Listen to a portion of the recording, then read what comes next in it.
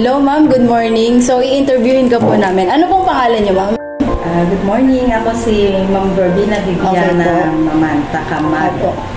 So dito ma'am sa school nyo, dito sa classroom nyo po, what are your do's and don't here in your classroom as a teacher po?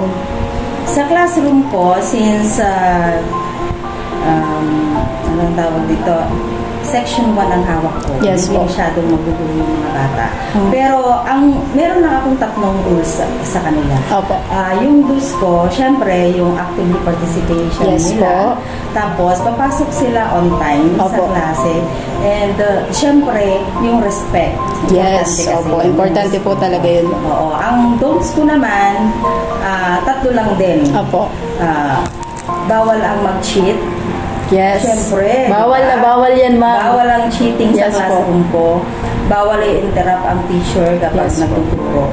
So, kailangan attentive sila. At saka, kailangan nagre-raise sila ng hand kapag sila magsasalita. Okay. Yun po yung do's and don't nyo, ma'am. So, dito po, ma'am, paano nyo naman na ma-manage yung behavior po ng isang classroom, in your classroom po?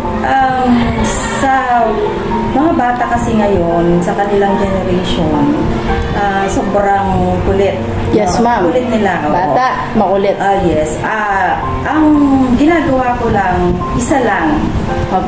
Yun yung pagiging consistent dun sa rules. Yes, kasi kapag halimbawa, hindi ka consistent dun sa rules mo, pag sinabi mo sa bata na bawal ang magulo kasi hindi kita palalabasin. Yes po. Tapos in the end, dahil naawa ka, palalabasin mo siya. So, kasi kailangan sa akin personally, very consistent ako sa mga rules ko sa classroom. Kung ano yung sinabi ko talagang ginagawa.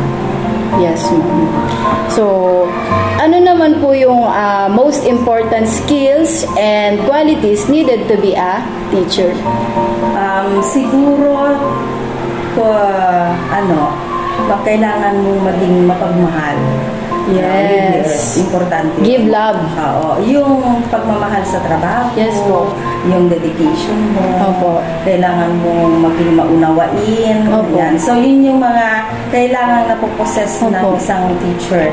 Kasi kahit na gaano ka kagaling na teacher, kung hindi wala ka namang love doon sa ginagawa mo, sa mga batang tinuturuan mo, parang hindi masyadong magiging effective. Kailangan makikita kasi nila doon yung concern, tsaka yung dedication, kasi maraming mga teachers, may mga teachers, hindi ko naman nila lahat, na ang gagaling nila, pero kinukulang sila doon sa, alam mo yun, yung connection sa mga bata.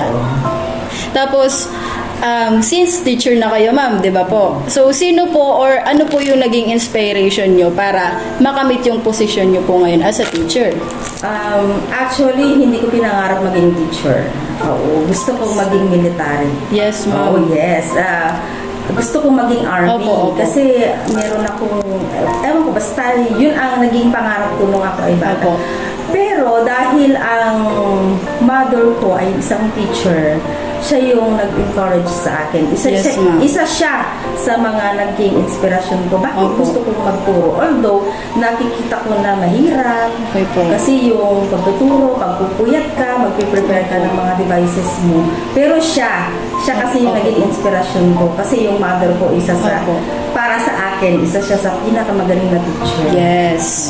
So, last na ma'am, ito po, ano po yung mapapayo nyo sa mga students na pangarap maging teacher? Or gaya po namin na nag-i-interview po sa inyo, ano po yung mapapayo po ninyo? Lagi lang nating tatandaan na ang pagtuturo ay hindi lamang trabaho. Yes po. Ito ay isang misyon.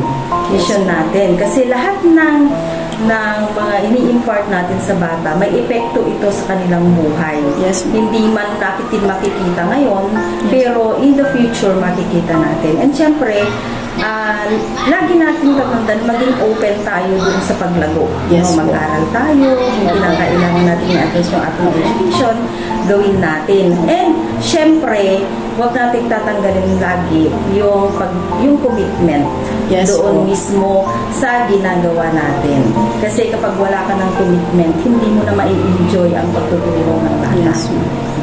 Okay, ma'am. Thank you very much po.